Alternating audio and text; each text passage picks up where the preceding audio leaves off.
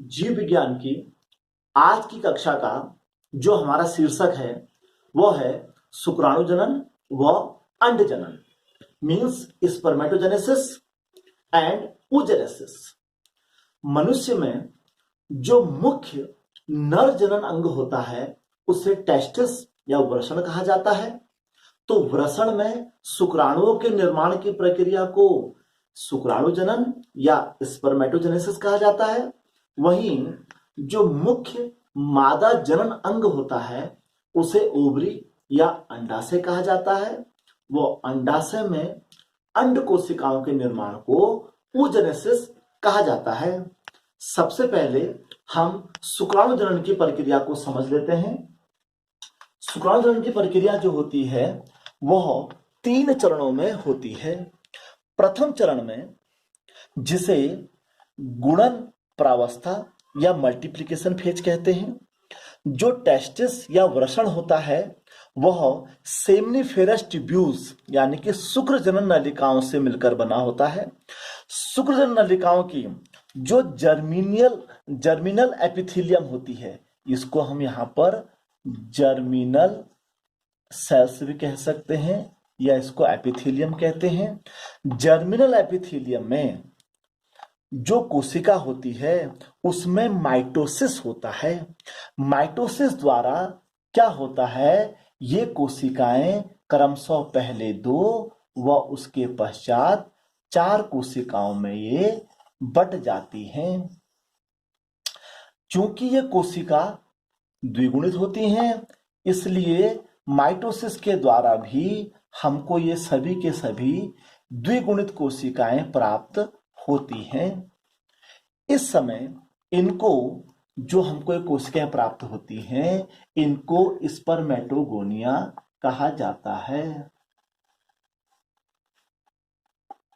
क्योंकि ये माइटोसिस के द्वारा हो रखी हैं तो इसलिए सभी के सभी केंद्रक जो होते हैं वे द्विगुणित होते हैं। तो इस प्रकार हमारा यह पहला चरण पूरा हुआ, जिसको मल्टीप्लिकेशन फेज यानी कि इसे गुणन प्रावस्था कहा जाता है, जिसमें जनन एपिथेलियम की कोशिका में माइटोसिस यानी कि समसूत्री विभाजन के द्वारा स्पर्मेटोगोनिया अर्थात शुक्र जनन कोशिकाओं का निर्माण हो जाता है। इसके पश्चात हमारा दूसरा चरण, ये हमारा फर्स्ट चरण हो गया। अब हमारा दूसरा चरण स्टार्ट होता है जिसे हम कहते हैं ग्रोथ यानी कि यहाँ पर है हमारी इसकी गुणन प्रावस्था, यानी कि हम इसको यहाँ पर ग्रोथ वृद्धि प्रावस्था हम इसको यहाँ पर कह सकते हैं। तो वृद्धि प्रावस्था में क्या होता है कि ये जो स्पर्मेटोगोनिया होते हैं ये पोषक पदार्थ प्राप्त करके इनका आकार बढ़ जाता है और इनमें क्या होता है, ये वृद्धि प्राप्त कर लेते हैं। इसलिए इस प्रोसेस को हम इस समय ग्रोथ या वृद्धि प्रावस्था कहते हैं। अब इस समय इसको हम इसका नाम प्राइमरी स्पर्मेटोसाइट्स हो जाता है। इसको हम इस समय प्राइमरी स्पर्मेटोसाइट्स कहते हैं। और इस प्रकार हमारे यह दूसरा चक्र, पहले चक्र में जर्मिनल एपिथेलियम से हमारे स्पर्मेटोगोनिया बने।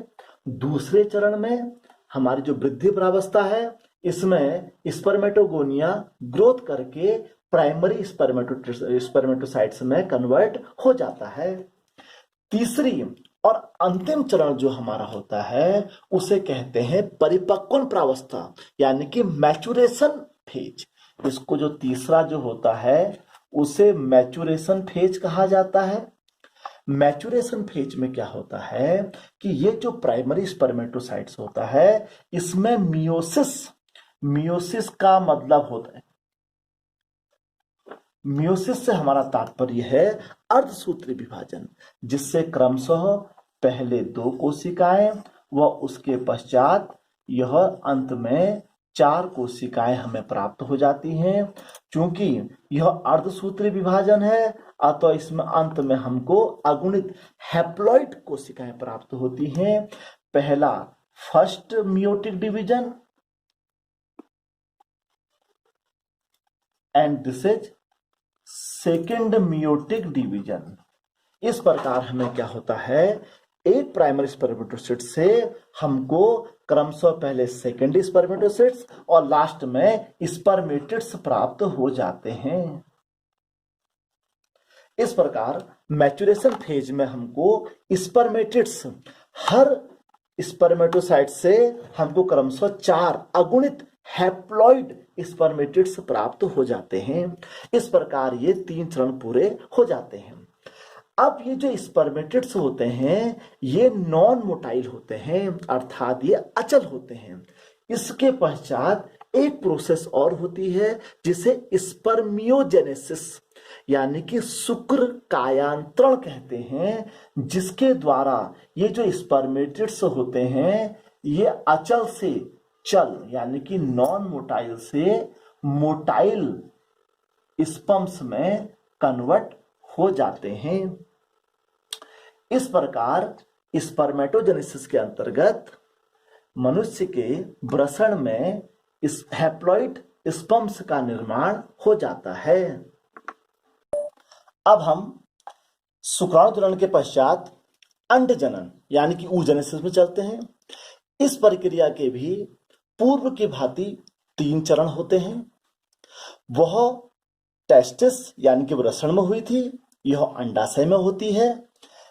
शुक्राणु जनन व अंडाणु जनन में सबसे बड़ा अंतर यह है कि शुक्राणु जनन जो होता है वह नर में लैंगिक परिपक्वता प्राप्त करने के पश्चात शुरू होता है, जबकि यहाँ यह फीमेल में जन्म से पूर्व अर्थात भ्रूणावस्था में ही शुरू हो जाता है। जब वह भ्रूणावस्था के समय फीमेल होती है तो उस समय क्या होता है, उसकी जो अंडाशय की जनन एपिथेलियम की कोशिकाएं होती हैं उनमें सबसे पहले मल्टीप्लिकेशन फेज यानी कि वृद्धि ये गुणन प्रावस्था होती है। गुणन प्रावस्था में क्रमशः यहाँ पर माइटोसिस होता है। माइटोसिस के द्वारा इस प्रकार क्रमशः जैसा कि हमने स्पर्मेटोजेनेसिस में देखा था, हमको ये द्विगुणित कोशिकाएं प्राप्त हो जाती हैं। इन द्विगुणित कोशिकाओं को हम इस समय एग मदर सेल या oogonia भी कहते हैं। इस प्रथम फेज को भी हम यहाँ पर मल्टीप्लिकेशन फेज कहा जाता है। मल्टीप्लिकेशन फेज कहा जाता है अर्थात गुणन प्रावस्था कहा जाता है, जो कि अंडाशय की जर्म सेल्स से ही मिलकर बनती हैं। इस प्रकार पहले स्टेप में अंडाशय की जनन एपिथेलियम की कोशिकाओं से हमको एग मदर सेल या oogonia प्राप्त हो जाता है। दूसरा चरण भी यहाँ पूर्व की भांति ग्रोथ यानी कि वृद्धि अवस्था होता है। ग्रोथ वृद्धि अवस्था में क्या होता है कि जो अंडाणु मात्र कोशिका होती है वह पोषक पदार्थ प्राप्त करके काफी आकार अपना बढ़ा लेती है। इवन यह शुरू के कोशिका से लगभग 100 गुना तक बड़ी हो जाती है। यह सबसे बड़ी अवस्था होती है। सबसे बड़ी अवस्था क्यों होती है? क्योंकि यह भ्रूणावस्था से स्टार्ट होती है और जब तक फीमेल सेक्सुअली मैच्योर यानी कि लैंगिक रूप से परिपक्व ना हो जाए तब तक यह प्रोसेस चलती रहती है। तो ग्रोथ अवस्था जो है, ग्रोथ फेज जो है, वह oogenesis की सबसे लंबी अवस्था है। ग्रोथ होने के पश्चात जब ग्रोथ हो जाती है, अब तीसरा चक्र हमारा शुरू होता है जिसको हम यहाँ पर कहते हैं मैच्योरेशन फेज यानी कि परिपक्वन अवस्था। मैच्योरेशन फेज जिसको हम परिपक्वन अवस्था कहते हैं। इस अवस्था में क्या होता है कि जो ये एग मदर सेल होती है या इसको हम इस समय प्राइमरी oocyte भी कह सकते हैं। इस प्राइमरी oocyte में मियोटिक यानी कि अर्धसूत्री विभाजन हो जाता है। पर यहां ध्यान देने योग्य यह बात है कि जो अर्धसूत्री विभाजन होता है वह असमान होता है, जिससे एक बड़ी सेल बनती है और एक छोटी कोशिका बनती है। यह जो बड़ी कोशिका बनती है इसको सेकेंडरी oocyte कहा जाता है, और जबकि यह जो बनती है इसे फर्स्ट पोलर बॉडी कहा जाता है, जो कि निष्क्रिय हो जाती है। इस प्रकार असमान अर्धसूत्री विभाजन के द्वारा जो प्राइमरी oocyte थी, अर्थात प्राथमिक अंड कोशिका थी, उससे एक द्वितीय अंड कोशिका बनी और एक फर्स्ट पोलर बॉडी बनी, जो कि निष्क्रिय हो जाती है। इस अवस्था में इसके पश्चात ये जो हमारा सेकेंडरी oocyte बना, अब यहाँ पर जो ग्राफियन फॉलिकल, एक ग्राफियन पुटिकाएं होती हैं जिसके अंदर इन oocyte का निर्माण होता है। अब यहाँ पर ग्राफियन पुटिका फटेगी, ग्राफियन पुटिका फटेगी और इस एग को इस अवस्था में रिलीज कर देगी। यहां से यह एग रिलीज होकर फैलोपियन ट्यूब में जाकर बैठ जाएगा और ग्राफियन पुटिका जो है वह फटकर पीले रंग की एक रचना बना देगी, जिसे कॉर्पस ल्यूटियम कहते हैं। यह परीक्षाओं में कई बार पूछा जाता है। इसके पश्चात जो दूसरा मियोटिक डिवीजन होगा, अर्थात ये तो फर्स्ट मियोटिक डिवीजन था, सेकेंड मियोटिक डिवीजन तब होगा जब इस एग का फर्टिलाइजेशन हो जाएगा, अर्थात इसके अंदर शुक्राणु एंट्री कर जाएगा।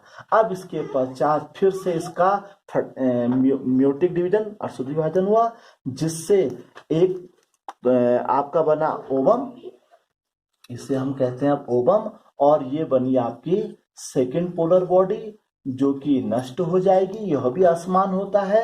अब यह इस समय ओवम बन चुका है। ध्यान देने योग्य ये बात है कि जो दूसरा अर्धसूत्री विभाजन होता है वह फर्टिलाइजेशन के पश्चात ही होता है। अब यहां से इसका फर्टिलाइजेशन हो जाता है और इसके अंदर निषेचन की प्रक्रिया पूरी हो जाती है। इस प्रकार हमने देखा कि स्पर्मेटोजेनेसिस के पश्चात जो अंत में हमको अगुणित स्पर्मेटोजोआ या स्पर्म्स मिलते हैं, वो वहां से सर्टोली कोशिकाओं में या नर्स सेल्स में जाकर प्रतिस्थापित हो जाते हैं। वहां उनको पोषक पदार्थ मिलता है। वहां से वो वाश डिफरेंस के द्वारा शुक्राशय सेमिनल वेसिकल में जाकर स्टोर हो जाते हैं, जो कि क्रमशः जब समय पड़ता है उनको शरीर से बाहर निकाल दिया जाता है। वहीं जो अंड जनन वाली प्रोसेस होती है, उसमें जो एग होता है वो फैलोपियन ट्यूब में चला जाता है। यदि वहां पर वो फर्टिलाइज हो जाता है तो वहां से यूट्रस में जाके प्लांट कर दिया जाता है। यदि वहां उसका निषेचन नहीं हो पाता है तो उसी अवस्था में वो शरीर से बाहर आ जाता है। इस प्रकार हमने आज की कक्षा में देखा शुक्राणु जनन और अंडाणु जनन। अब अगली कक्षा में हम अगले टॉपिक के साथ आपके साथ मिलेंगे। धन्यवाद।